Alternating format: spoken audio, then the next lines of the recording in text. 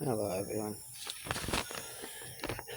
So on this video I'm going to talk a little bit about stopping flashbacks that occur from past trauma associated with domestic violence. But this can actually work for other traumas as well.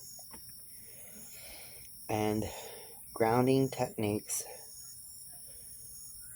are the best thing that can bring you back to the present. Having a flashback can be horrific. It can happen in an instant. A scene on television, a couple fighting, or a whiff of cologne is all it takes to transport a survivor back to a traumatic incident. Triggers often take survivors by surprise and can incite fear, nausea, and even full-on panic attacks. Anxiety is a physical manifestation of worry to some degree, and so it may be felt in your body in different ways. Other symptoms of anxiety include heart palpitations, sweating, trembling, poor concentration, restlessness, and even a feeling of impending doom. Episodes of anxiety can feel very real and are difficult to just put an end to without having a plan. Using a grounding technique when you're feeling anxious can help you get back to a calmer state faster than simply waiting it out. Grounding techniques can be used for help with anxiety for a number of situations, including trauma. And when your senses are heightened and you are in the fight, flight, freeze mode, they help engage the mind and body in something other than the memories of the trauma. One grounding technique that usually works and is very easy is a visualization exercise. Visualize a place that feels safe to you, at the top of a mountain by yourself, in a city park with a lot of people. You can be on a boat. You can be in your room, in a cave. You can be anywhere, as long as you feel safe there. You start by breathing in through your nose and then out through your mouth.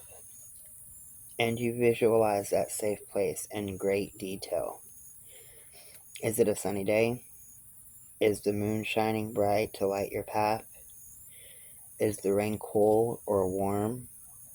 How does the wind feel? What colors are in the sky? How does the sand or the grass feel? Are birds chirping? If so, can you find a feather to focus on? Think about what this safe space feels like, sounds like, smells like, looks like. Try to engage as many senses as possible. You might even want to daydream about your place when you're not feeling anxious, so that your mind has somewhere to immediately go to when it needs to. Having the story in your head can be truly helpful. Some people have even told bedtime stories to their children, making up safe spaces as they go along. This helps you keep the safe space in mind and teaches your little ones how to create a safe space if they need to as well. Some other grounding techniques include meditation, physical activity like exercising or yard work, singing or reading a book, swinging on a tire swing or some swing that you have in your backyard, taking a walk. On your walk, you can count trees, you can count birds or other animals, If you live in a city, you can count street signs. You can make a list of positive things in your life. Holding onto or wearing something comforting, like a sweatshirt that a friend gave you.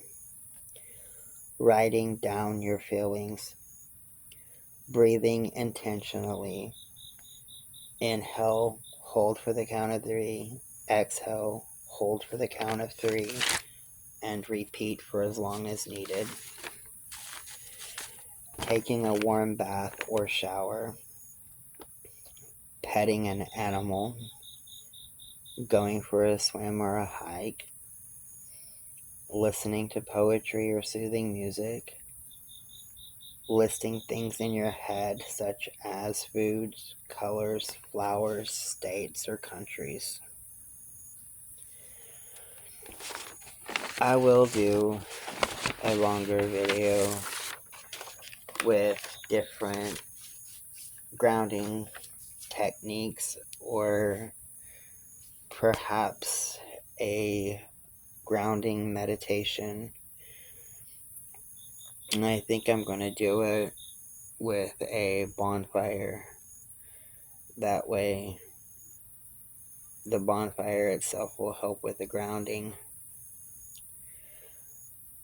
If you have any grounding techniques that you use to get you past trauma, get you past the flashbacks or the triggers that you endure as a survivor of domestic violence, if you don't mind sharing in the comments below what works best for you in those moments, I would really like to know. And I am sure that what you do to help yourself would also help many others. Much love, everybody.